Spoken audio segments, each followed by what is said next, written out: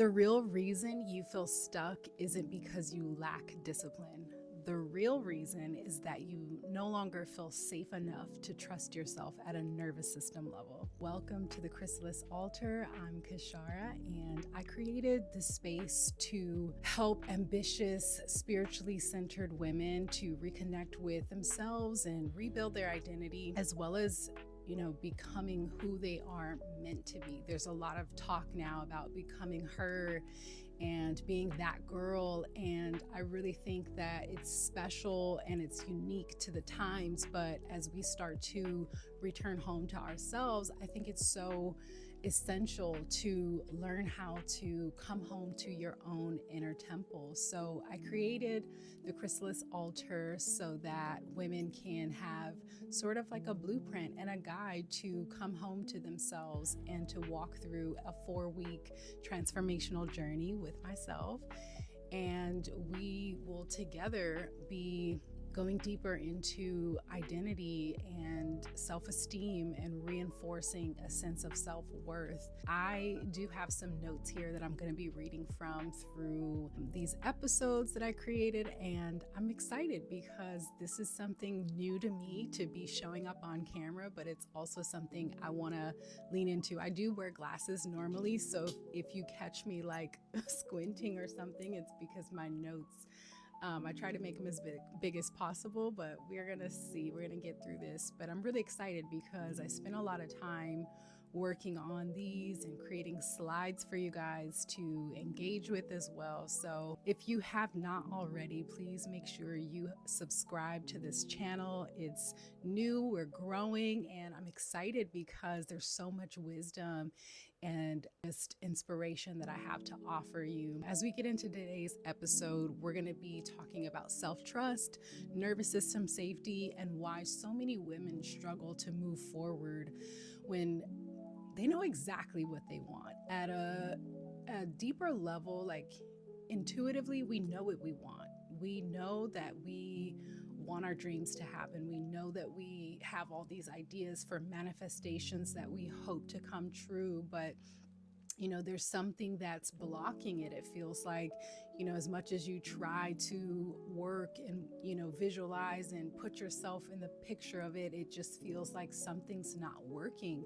Well, today we're going to work on moving that energy, and I'm going to get into a little bit more of how you can get yourself out of that stuck state, that survival state, which keeps us frozen. It's, that fight, flight, freeze cycle it's different ways that our body and our nervous system is trained to handle situations. Sometimes your brain could even play tricks on you where, you might have a certain reaction to, something good that's happening. It could actually put you in a freeze state. For myself, like I would post a video online and it would, get a lot of attention, and I'd be stuck in a freeze state, and realizing for me that attention is a trigger because when I was younger, I got a lot of attention, and then I also got a lot of feedback that was negative with that attention. So it was like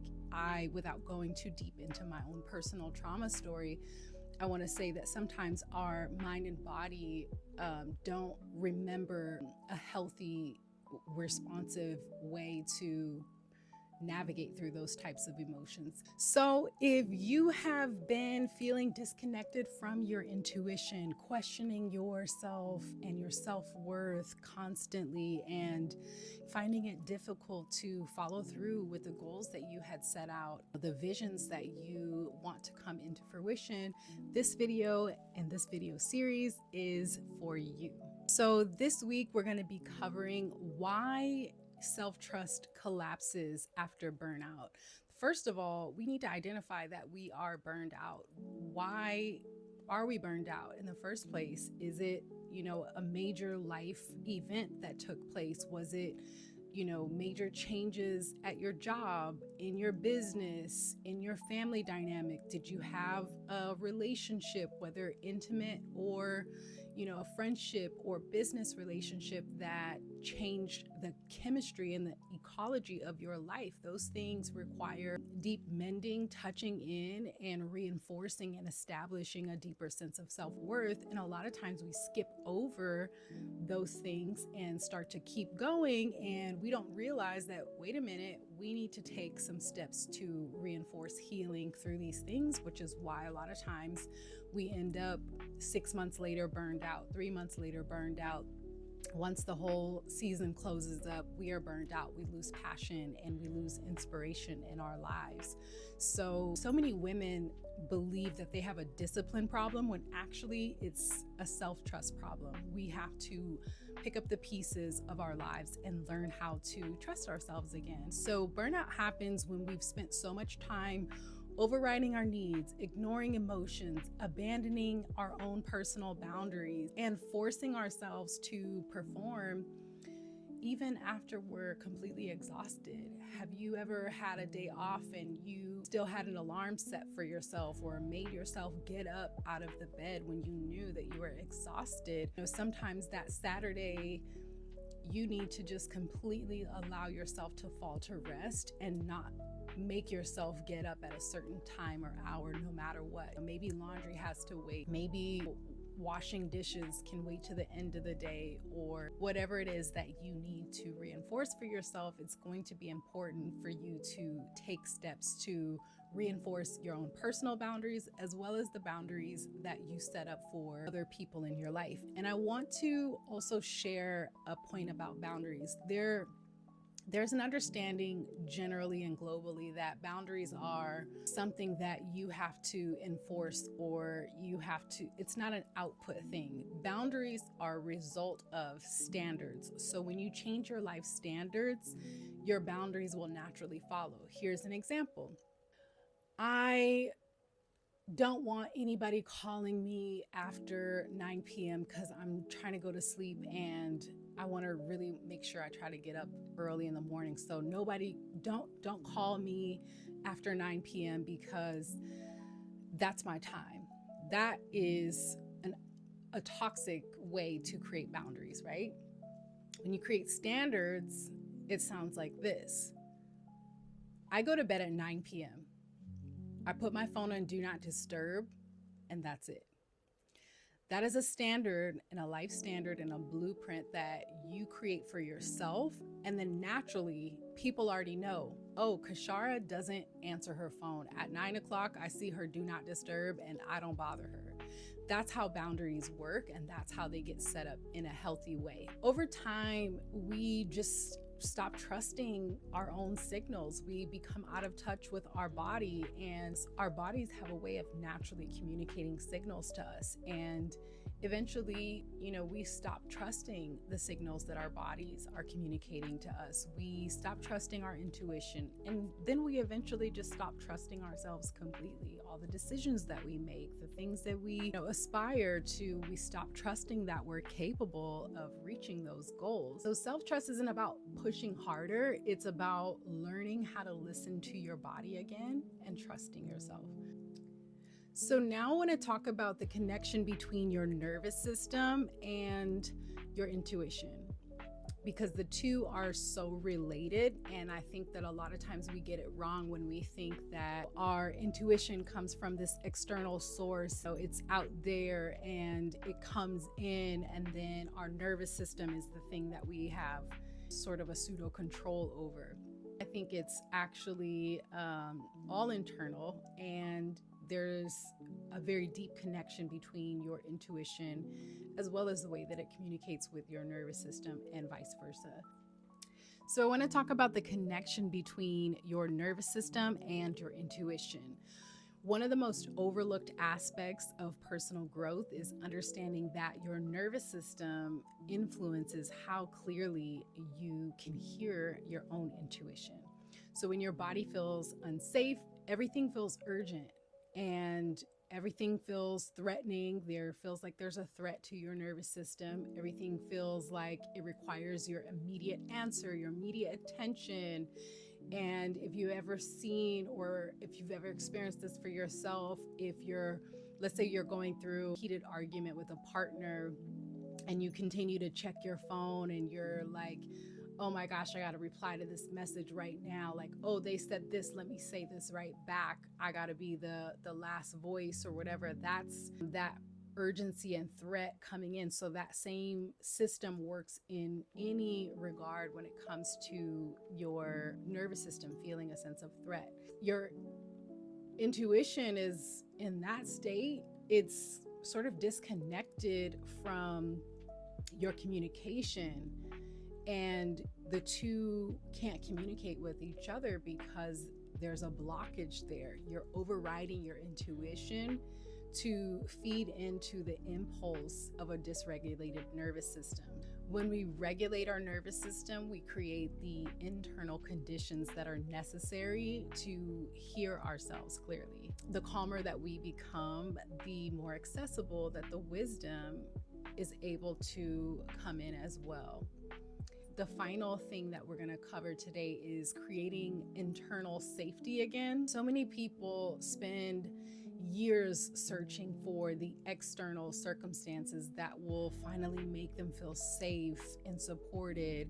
There's a topic that I want to lean into at some point, but I won't in this series because I really want to make this introductory. But I think that this is a very clear challenge that we struggle with as women globally, because I feel like it's something that we try to control and navigate, especially as women who also come from vulnerable states and conditions. We try to make ourselves feel safe. You know, we want more money, we want a better relationship, we want a different job, we want a new environment. All those things, they can feel threatening in our nervous system if we are out of touch with our intuitive guidance that says all is well and everything that I need is on its way to me. I have everything that I need. Everything that I ever want and desire comes to me easily and frequently. So those are the things that support our nervous system in the healing process is positive thought reinforcement. Also want to lean into true safety. It starts internally. Internal safety is created when we keep our promises to ourselves. When we say, tomorrow morning, I'm going to get up and go to the grocery store and fill my refrigerator with fresh, nourishing foods. When I go to bed tonight, I am going to put myself at ease and turn my phone on Do Not Disturb and really follow through, even with those little small things that you set out to do. I'm not going to drink coffee for 30 days. I'm going to stay out of TJ Maxx, whatever it is that you decide that you want to do for yourself. Following through with those small things leads to you following through with those bigger things. So just keep that in mind, because when we honor our boundaries, we slow down enough to hear our own needs. When you go and get your body the fresh, nourishing foods from the grocery store, you can actually tune in. There is so much research backed to say how much foods like fruits and vegetables also communicate with our bodies, and they're so healthy and good for us that they give us the energy that we need to carry out healthy lives, to continue to live and lead healthy lives. Things like that, when you can touch in and honor that the reason why you felt guided to get those nourishing foods is because your body no longer wanted that junk food or those things that you know that are not good for you that you continue to eat, like fast food and whatever else, carb heavy meals, things like that that are not sustainable and good for your health. Whatever it is that you are navigating through right now, it's important to touch in, and starting with that intuitive voice, starting with that regulated nervous system, which can look like mindfulness. Whether you take a few deep breaths every day, that's your drop-in point to regulate and communicate with the two. Any little moment helps. When we stop treating ourselves like a machine and start treating ourselves like someone we actually love and know and trust, that's how our lives will start to be put back together. The goal isn't perfection. It's not about you putting all the things in your life in order. It's not about you saying, I'm going to do A, B, C, D, E, F, and G every single day. A lot of the old model of gurus would tell you to wake up at 5 a.m. and do X, Y, Z. And it's a laundry list. And for some people, that can pose as a threat to the nervous system, because especially for a lot of people of color, we have so much labor trained in our blueprint that we can sometimes crash under that type of pressure. So it's important to start slow. Give yourself 1 to 3 things that you can do to touch in with yourself on a regular day-to-day basis, whether that is waking up to move your body through dance, stretch, or a small workout at home, making yourself a cup of coffee and tea in the morning and taking a couple deep breaths, meeting with your angels, your guides, your ancestors, God, whatever it is that you believe in. Have that drop-in moment, and maybe it's journaling or reading 3 pages of a book that you're inspired by. Whatever those things are, just make it small and subtle. Don't try to create a laundry list for yourself right away if that's not something that feels in alignment for you. The goal really is ultimately trust. For this week, I want you to ask yourself, what would I change if I trusted myself just a little bit more?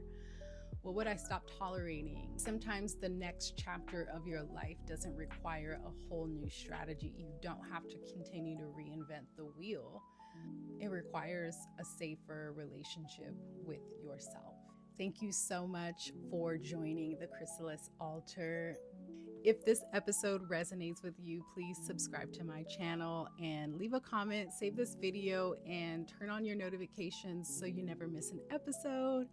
And if you're serious about shifting your identity and gaining clarity on your next level, you can download my Wealth Clarity Map completely free using the link in my bio. So next week, we're gonna explore the Chrysalis Identity Rebuild. In the next episode, we'll talk about growth, self-concept, and the beauty yet uncomfortable space between who you have been and who you are becoming. So until then, keep growing your majestic, pretty wings. I'm so grateful that you came to touch in with me for a few moments.